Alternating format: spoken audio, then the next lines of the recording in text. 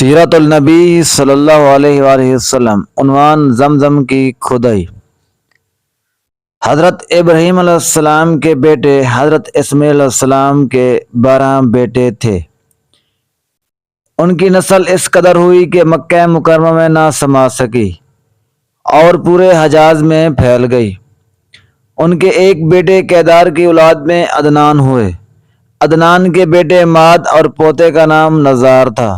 نزار کے 4 بیٹے تھے، ان میں سے ایک کا نام مضر تھا۔ مضر کی نسل سے قریش بن مالک پیدا ہوئے، یہ فہر بن مالک بھی کہلائے۔ قریش کی اولاد بہت ہوئی، ان کی اولاد مختلف قبیلوں میں بٹ گئی۔ ان کی اولاد سے قصی نے اقتدار حاصل کیا۔ قصی کے آگے 3 بیٹے ہوئے، ان میں سے ایک عبد المناف تھے، جن کی اگلی نسل میں ہاشم پیدا ہوئے۔ ہاشم نے مدینہ کے ایک سردار کی لڑکی سے شادی کی، ان کے یہاں ایک لڑکا پیدا ہوا، اس کا نام شیبہ رکھا گیا۔ یہ پیدا ہی ہوا تھا کہ ہاشم کا انتقال ہو گیا۔ ان کے بھائی مطلب مکہ کے حاکم ہوئے۔ ہاشم کا بیٹا مدینہ منورہ میں پرورش پاتا رہا۔ جب مطلب کو معلوم ہو گیا کہ وہ جوان ہو گیا تو بھتیجے کو لینے کے لیے خود مدینہ گئے۔ اسے لے کر مکہ مکرمہ میں پہنچے تو لوگوں نے خیال کیا یہ نوجوان ان کا غلام ہے۔ مطلب نے ان لوگوں کو بتایا یہ ہاشم کا بیٹا اور میرا بھتیجا ہے۔ اس کے باوجود لوگوں نے اسے مطلب کا غلام ہی کہنا شروع کر دیا۔ اسی طرح شیبہ کو عبد المطلب کہا جانے لگا۔ انہیں عبد المطلب کے یہاں ابو طالب، حمزہ، عباس، عبداللہ، ابو لہب، حارث، زبیر، زرار اور عبد الرحمن پیدا ہوئے۔ ان کے بیٹے عبداللہ سے ہمارے نبی حضرت محمد صلی اللہ علیہ وسلم پیدا ہوئے۔ عبد المطلب کے تمام بیٹوں میں حضرت عبداللہ سب سے زیادہ خوبصورت اور سب سے زیادہ پاک دامن تھے۔ عبد المطلب کو خواب میں زمزم کا کنواں کھودنے کا حکم دیا گیا، یعنی حضرت اسماعیل علیہ السلام کے کنویں کو۔ اس کنویں کو قبیلہ جرہم کے سردار مزاز نے پاٹ دیا تھا۔ قبیلہ جرہم کے لوگ اس زمانے میں مکہ کے سردار تھے، بیت اللہ کے نگران تھے۔ انہوں نے بیت اللہ کی بے حرمتی شروع کر دی۔ ان کا سردار مزاز بن عمرود تھا، وہ اچھا آدمی تھا۔ اس نے اپنے قبیلے کو سمجھایا کہ بیت اللہ کی بے حرمتی نہ کرو، مگر ان پر اثر نہ ہوا۔ جب مزاج نے دیکھا کہ ان پر کوئی اثر نہ ہوتا تو قوم کو اس کے حال پر چھوڑ کر وہاں سے جانے کا فیصلہ کیا۔ اس نے تمام مال و دولت، تلواریں اور زریں وغیرہ خانہ کعبہ سے نکال کر زمزم کے کنویں میں ڈال دی اور مٹی سے اس کو پاٹ دیا۔ کنواں اس سے پہلے ہی خشک ہو چکا تھا، اب اس کا نام و نشان مٹ گیا۔ مدتوں یہ کنواں بند پڑا رہا۔ اس کے بعد بنو خزانہ نے بنو جرہم کو وہاں سے مار بھگایا۔ بنو خزاں اور قصی کی سرداری کا زمانہ اس حالت میں گزرا، کنواں بند رہا، یہاں تک کہ قصی کے بعد عبد المطلب کو زمانہ آ گیا۔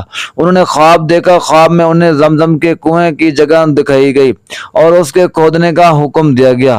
حضرت علی رضی اللہ تعالی عنہ سے روایت ہے کہ عبد المطلب نے بتایا کہ میں حجرہ اسود کے مقام پر سو رہا تھا کہ میرے پاس ایک آنے والا آیا۔ اس نے مجھ سے کہا طیبہ کو کھود دو۔ میں نے اس سے پوچھا طیبہ کیا ہے، مگر وہ کچھ بتائے بغیر چلا گیا۔ دوسری طرف رات پھر خواب میں وہی شخص آیا، کہنے لگا برہ کو کھود دو۔ میں نے پوچھا برہ کیا ہے، وہ کچھ بتائے بغیر چلا گیا۔ تیسری رات میں نے اپنے بستر پر سو رہا تھا کہ پھر وہ شخص خواب میں آیا، اس نے کہا مسنونہ کو کھود دو۔ میں نے پوچھا مسنونہ کیا ہے، وہ بتائے بغیر چلا گیا۔ اس سے اگلی رات میں پھر بستر پر سو رہا تھا کہ وہی شخص پھر آیا اور بولا زمزم کو کھود دو۔ میں نے اس سے پوچھا زمزم کیا ہے، اس بار اس نے کہا زمزم وہ ہے جس کا پانی کبھی ختم نہیں ہوتا، جو حاجیوں کے بڑے بڑے مجموعوں کو سیراب کرتا ہے۔ حضرت عبد المطلب کہتے ہیں کہ میں نے اس سے پوچھا کہ یہ کنواں کس جگہ پر ہے، اس نے بتایا جہاں گندگی اور خون پڑا ہے اور کنواں ٹھونگے مار رہا ہے۔ دوسرے دن حضرت عبد المطلب اپنے بیٹے حارث کے ساتھ وہاں گئے۔ اس وقت ان کے یہاں یہی ایک لڑکا تھا۔ انہوں نے دیکھا کہ وہاں گندگی اور خون پڑا تھا اور انہوں نے ایک کنواں ٹھونگے مار رہا تھا۔ اس جگہ کے دونوں طرف بت موجود تھے اور یہ گندگی اور خون دراصل ان بتوں پر قربان کیے جانے والے جانوروں کا تھا۔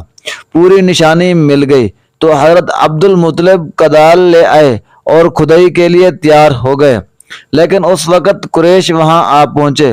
انہوں نے کہا، اللہ کی قسم ہم تمہیں یہاں کھدائی نہیں کرنے دیں گے، تم ہمارے ان دونوں بتوں کے درمیان کنواں کھودنا چاہتے ہو جہاں ہم ان کے لیے قربانیاں کرتے ہیں۔ حضرت عبد المطلب نے ان کی بات سن کر اپنے بیٹے حارث سے کہا۔ مزید ویڈیوز دیکھنے کے لیے ہمارا چینل پیارا ملتان پلیز لائک اور سبسکرائب کر دیں۔ جزاک اللہ خیرہ۔ بقیہ حصہ نیکسٹ ویڈیوز پہ۔ تب تک کے لیے اللہ حافظ۔